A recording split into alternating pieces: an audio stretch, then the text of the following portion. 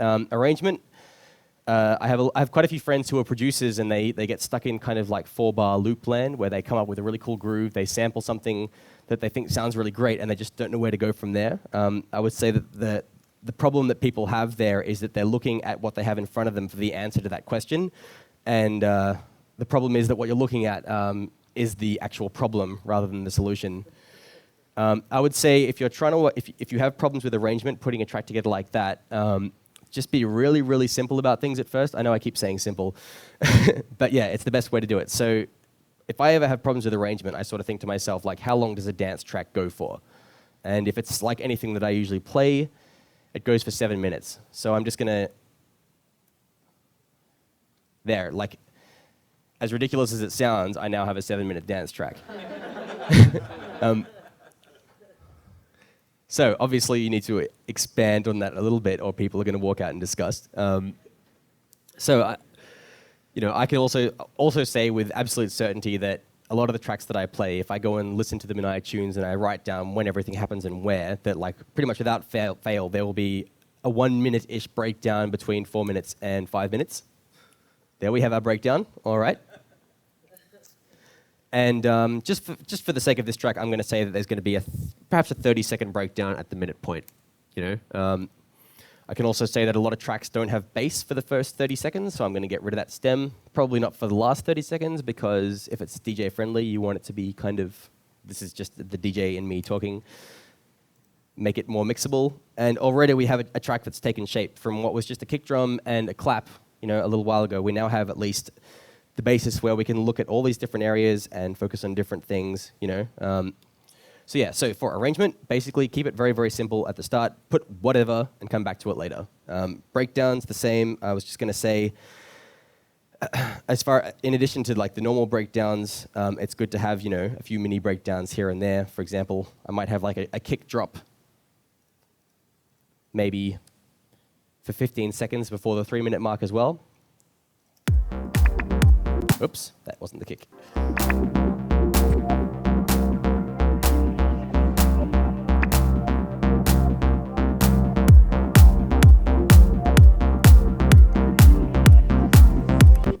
Right, okay.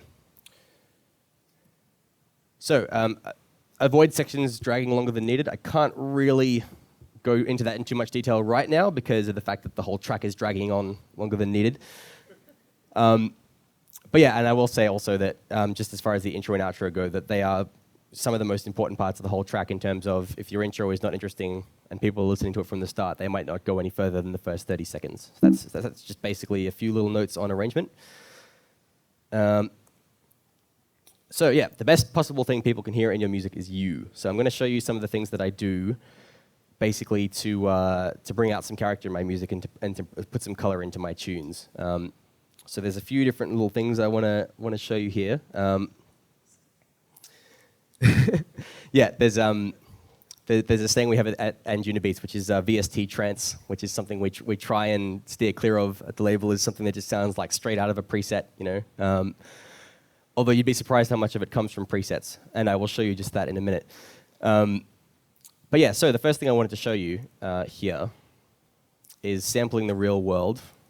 Even if it's just, for example, the sound of this room. If I just mute the sound on my computer for a second, if I get everyone to be real quiet for a second here, I'm going to record maybe like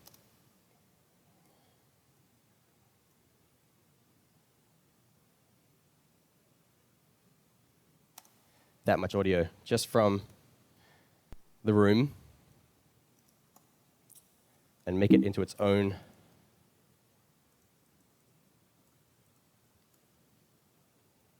little atmospheric track. So this would fall under the category of atmosphere, I would say, in terms of what I'm going to do with it. Basically, if we just play that back now, probably doesn't sound like much right now until we... Right. So for the next little while, I'm going to just run you through basically putting down some incidental effects and melodies and how you can use basically any sound under the sun to bring some kind of character to what you've already got in the project.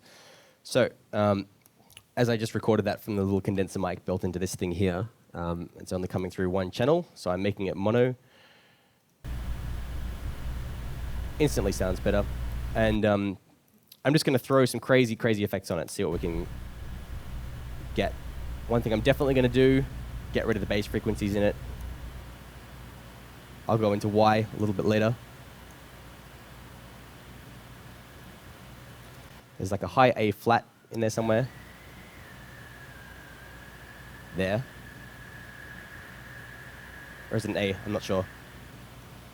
Get rid of that. That's what I'm doing right now, is something I'll go into in a little while as well.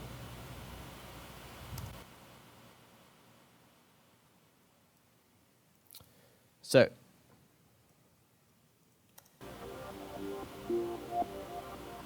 I'm going to steal some of these effects from the Atmos track, namely this sidechain compressor, which makes everything jump up and down. I'm going to copy it, put it on this line.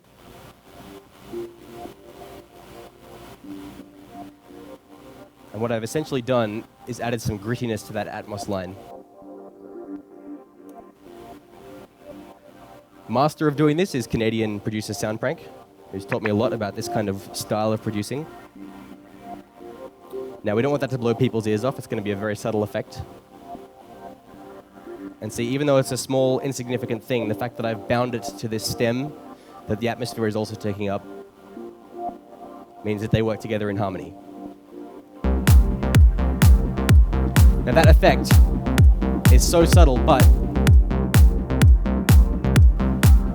it instantly kind of picks everything up, you know, a little bit, the whole sound space.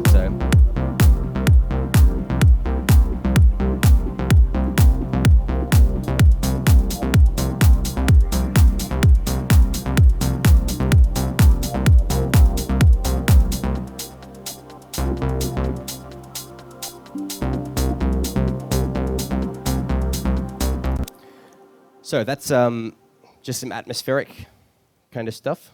Whoa, there we go.